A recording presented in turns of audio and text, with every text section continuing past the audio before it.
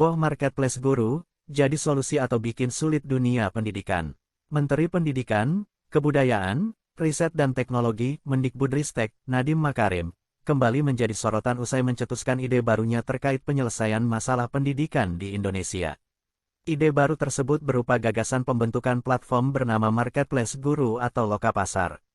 Pencetusan gagasan Marketplace Guru ini, diklaim Nadiem sebagai upaya dalam mengatasi masalah tenaga guru honorer yang terjadi selama bertahun-tahun. Nadiem mengaku rencana ini sudah dibahas bersama Kementerian Keuangan, Kemenkeu, Kemendagri, dan Menpar. Selain itu, rencana ini juga sudah disampaikan dalam rapat kerja dengan Komisi X DPR RI. Nadiem menjelaskan platform Marketplace Guru, merupakan basis data dengan dukungan teknologi, untuk semua sekolah bisa mengakses calon guru. Platform Marketplace Guru ini, disebut juga sebagai wadah atau media perekrutan guru, di mana pihak sekolah dapat mencari siapa saja yang dapat menjadi guru dan diundang untuk kebutuhan sekolahnya. Dengan begitu, Marketplace Guru dinilai dapat menjadi tempat yang bisa mempermudah pihak sekolah dalam mencari pengajar yang dibutuhkan. Kita Bapak Ibu. Sekarang kita masuk kepada pilar yang pertama dulu, mengenai marketplace untuk guru ini. Marketplace untuk guru adalah suatu database yang nanti akan didukung secara teknologi, di mana semua sekolah ini bisa nanti mengakses siapa sih saja yang bisa menjadi guru dan siapa yang saya mau undang untuk menjadi guru di sekolah saya. Siapa aja yang akan masuk ke dalam marketplace ini? Yang pertama adalah guru-guru honorer yang sudah lulus seleksi. Ya, mereka yang mengikuti seleksi untuk menjadi calon guru ASN. Nah, seleksi ini pas mereka sudah lulus, itu pasti grade mereka akan masuk ke dalam database ini. Yang kedua yang akan masuk marketplace ini, pool talenta ini adalah lulusan PPG Prajabatan. Ini guru-guru baru yang sudah lulus PPG dan mereka akan juga masuk ke dalam marketplace terintegrasi ini, ya. Dan juga semua guru honorer yang lulus seleksi dan lulusan PPG Prajabatan ini bisa mendaftarkan diri dalam marketplace, dan kita tahu bahwa karena kriterianya sudah ketat, semua guru atau calon guru yang masuk ke dalam marketplace ini sudah berhak untuk mengajar ya di sekolah-sekolah kita. Nah, jadi calon guru ini lebih fleksibel untuk mendaftar dan memilih lokasi mengajar tanpa harus menunggu lagi proses perekrutan secara terpusat.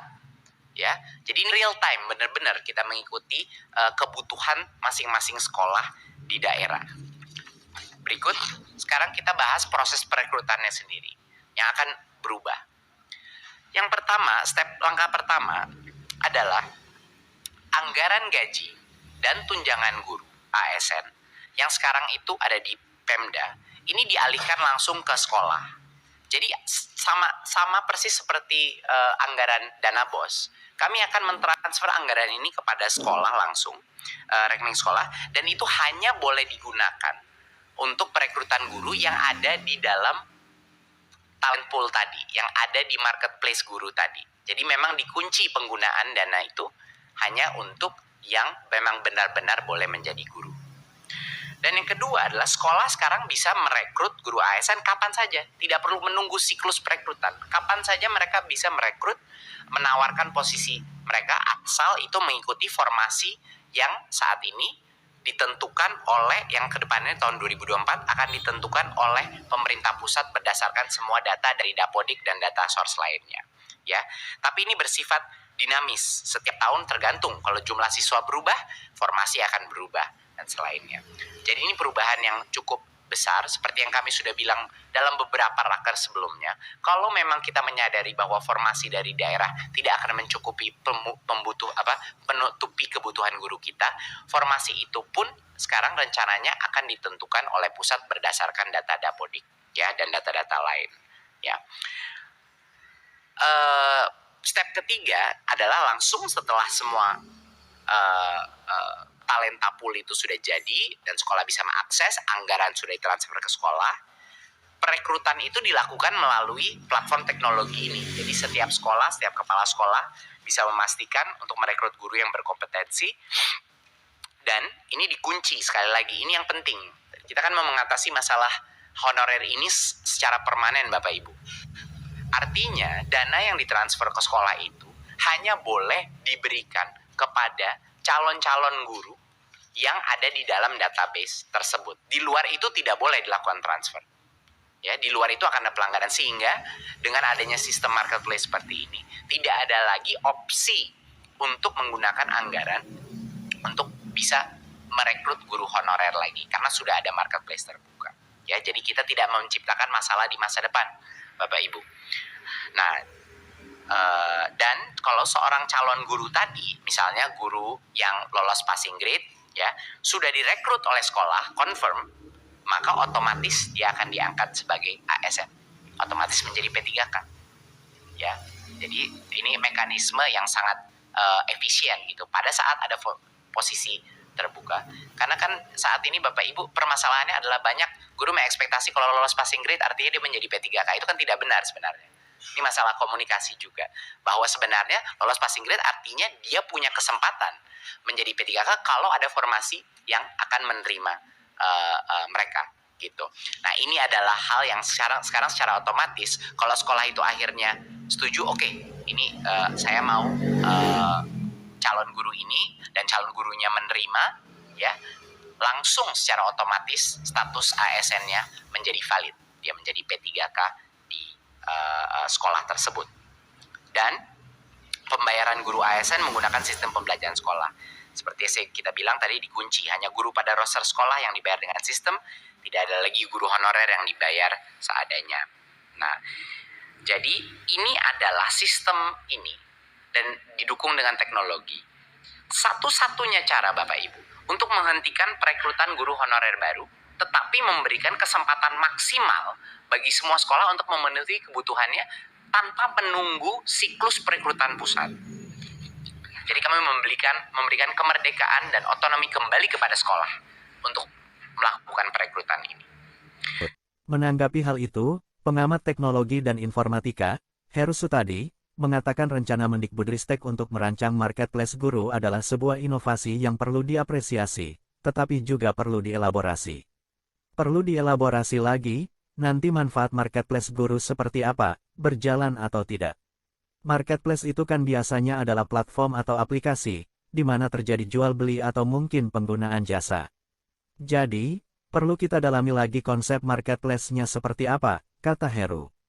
Menurutnya, guru adalah sebuah profesi yang tidak bisa disamakan dengan sebuah jasa, seperti tukang dan jasa lainnya atau transaksi jual beli barang produk. Kalau kita bicara soal guru, mereka tentu harus memiliki pengalaman dan sertifikasi. Jadi, agak kurang pas kalau guru disamakan seperti jual beli jasa. Menurut saya, platform yang lebih cocok adalah talent pool. Dalam artian, wadah talenta para guru dengan sertifikasi tertentu karena masing-masing tingkatan berbeda-beda pendidikan, ujar Heru. Dengan demikian, ia melanjutkan, jika Kemendikbudristek membutuhkan guru di sebuah sekolah, tinggal mencarinya di talent pool tersebut. Di sisi lain, persoalan guru saat ini masih belum adanya pemerataan di sejumlah daerah, terutama di wilayah 3T tertinggal, terdepan, dan terluar yang masih kekurangan tenaga pendidik.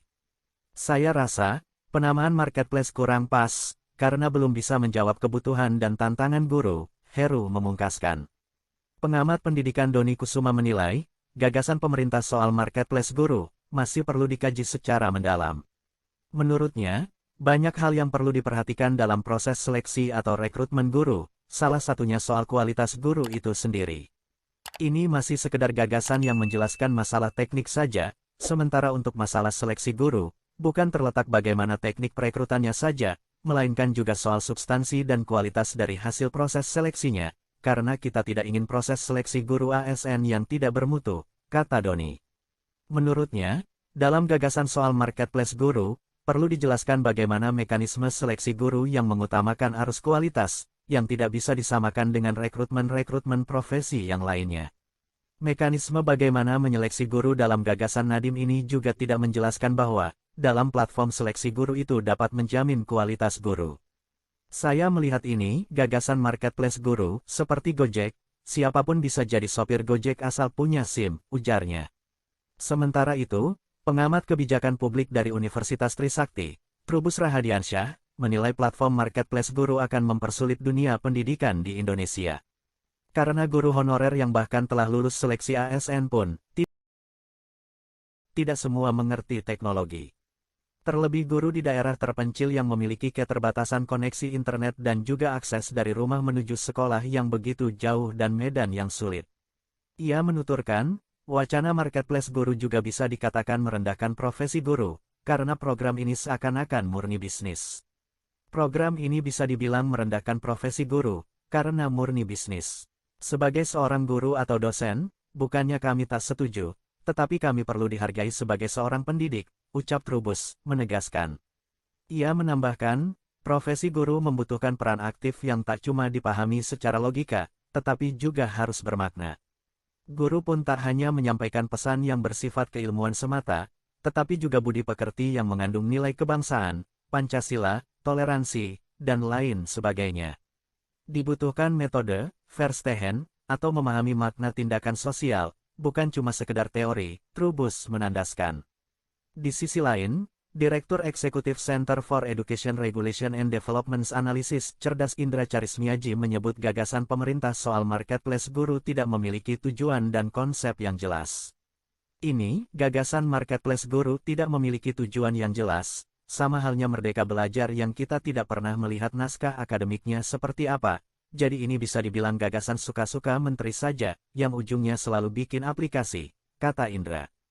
Menurutnya, gagasan soal marketplace ini tidak tepat untuk menjadi solusi masalah guru yang ada, terlebih saat ini banyak guru honorer di daerah yang masih mendapatkan gaji Rp100 per 3 bulan. Yang hingga saat ini masih belum jelas, kemudian belum dosen-dosen. Masa persoalan ini solusinya marketplace, itu kan tidak nyambung, ujarnya. Marketplace guru tak selesaikan akar masalah. Adapun Ketua Komisi X DPR Syaiful Huda menilai gagasan Menteri Pendidikan, Kebudayaan, Riset dan Teknologi Nadiem Makarim tentang marketplace guru tidak menyelesaikan akar permasalahan tenaga pendidikan di Indonesia. Marketplace guru menurutnya hanya bisa menyelesaikan persoalan distribusi guru, padahal itu hanya menjadi salah satu dari banyak masalah pengelolaan tenaga pendidikan di tanah air. Marketplace guru ini hanya akan memudahkan sekolah yang membutuhkan tenaga pendidik sesuai formasi yang dibutuhkan. Marketplace ini tidak menjawab bagaimana agar tenaga guru honorer bisa secepatnya diangkat menjadi ASN, sehingga mereka mendapatkan kelayakan penghidupan, kata Huda. Huda mengatakan, saat ini yang dibutuhkan adalah konsistensi dari sikap pemerintah untuk menuntaskan rekrutmen 1 juta guru honorer, menjadi pegawai pemerintah dengan perjanjian kerja PPPK. Ini berarti pemerintah harus menuntaskan berbagai kendala mulai dari proses rekrutmen, proses penerbitan surat pengangkatan, hingga penempatan guru yang lolos seleksi. Saat ini proses rekrutmen 1 juta guru honorer menjadi ASN belum juga tuntas meskipun sudah 2 tahun program tersebut diluncurkan, ujarnya. Politikus PKB ini mengungkapkan, banyak kendala dalam proses rekrutmen 1 juta guru honorer menjadi PPPK. Mulai dari keenganan pemerintah daerah dalam mengajukan formasi, banyaknya kendala administrasi, sehingga guru yang lolos seleksi tidak segera mendapatkan SK pengangkatan sebagai ASN, hingga proses penempatan yang memicu konflik di lapangan. Banyaknya kendala dalam rekrutmen 1 juta guru honorer menjadi PPPK tersebut, membutuhkan terobosan bersifat politis, di mana Mendikbudristek bisa meminta kepada Presiden untuk membuka ruang bagi hambatan yang bersifat regulatif maupun personal. Bukan malah menciptakan aplikasi baru, katanya. Huda mengakui, jika aplikasi marketplace guru ini juga punya manfaat dan sedikit memudahkan. Seperti layaknya aplikasi Gojek atau Grab yang memudahkan pertemuan driver ojek online dengan penggunanya, kata dia. Kendati demikian, lanjutnya, marketplace guru ini berfungsi maksimal jika persoalan mendasar yakni pengangkatan guru honorer menjadi PPPK telah selesai dituntaskan. Dengan demikian distribusi guru bisa lebih efektif dilakukan sesuai dengan kebutuhan dan kompetensi yang dibutuhkan oleh masing-masing sekolah, pungkasnya. Demikianlah wacana Nadiem tentang marketplace guru, semoga bermanfaat dan terima kasih.